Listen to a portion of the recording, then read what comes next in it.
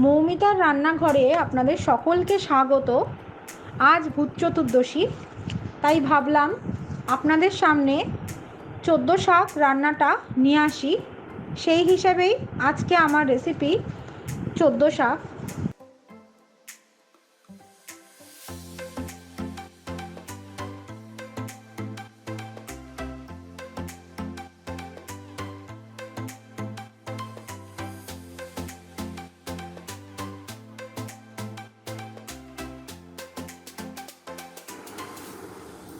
সকলকে ভূত চতুর্দশী এবং শুভ দীপাবলির আন্তরিক শুভেচ্ছা ও অভিনন্দন জানিয়ে আজকে রেসিপিটি শুরু করছি।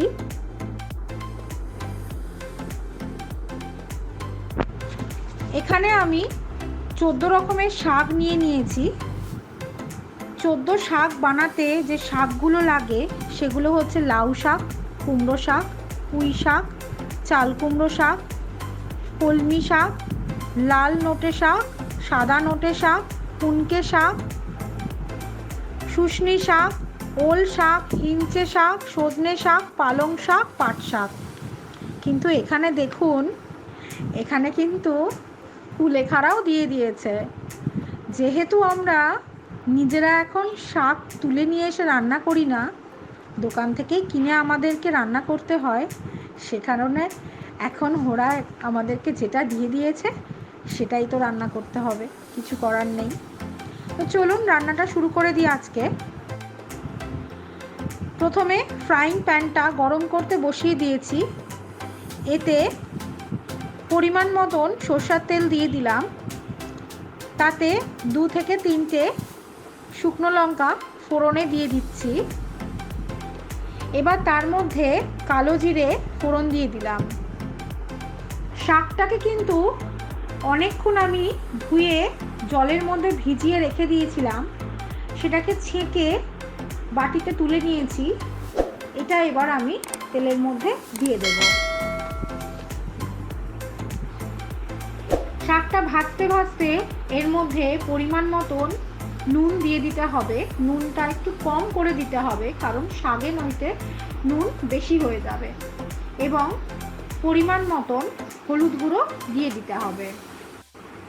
এই সময় ফ্লেমটাকে একটু বাড়িয়ে রাখতে হবে, কিন্তু সব সময় নাড়তে হবে, না হলে কিন্তু তলায় ধরে যেতে পারে। বাড়িয়ে কমিয়ে শাকটাকে করতে হবে।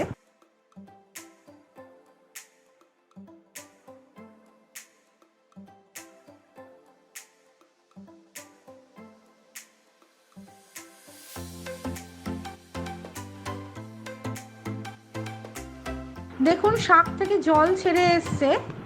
এবার জলটা শুকিয়ে গেলে এর মধ্যে সামান্য পোস্ত দিয়ে দেব। পোস্তটা দিলে কিন্তু বেশ টেস্টটা ভালো হবে। আর এর সাথে কিছু ভাজা বাদাম দিয়ে দেব। এটা একেবারেই অপশনাল, আপনারা না ভালো লাগলে দেবেন না।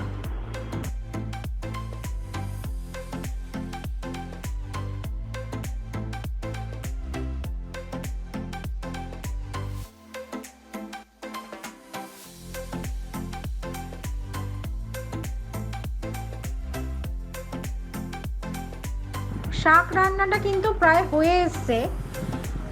যারা আমার চ্যানেলে এসে রান্নাটি দেখছেন, অবশ্যই আমাকে লাইক ও কমেন্ট করে জানাবেন আপনাদের কেমন লাগলো। ভালো লাগলে কিন্তু অবশ্যই একটা সাবস্ক্রাইব করে যাবেন। যারা এখনই আমাকে সাবস্ক্রাইব করে রেখেছেন তাদেরকে আমার অনেক ভালোবাসা। শাকটা কিন্তু এবার প্রায় হয়েই এসছে। এই সময় আমি 1 চামচ মতন চিনি ছড়িয়ে দেব।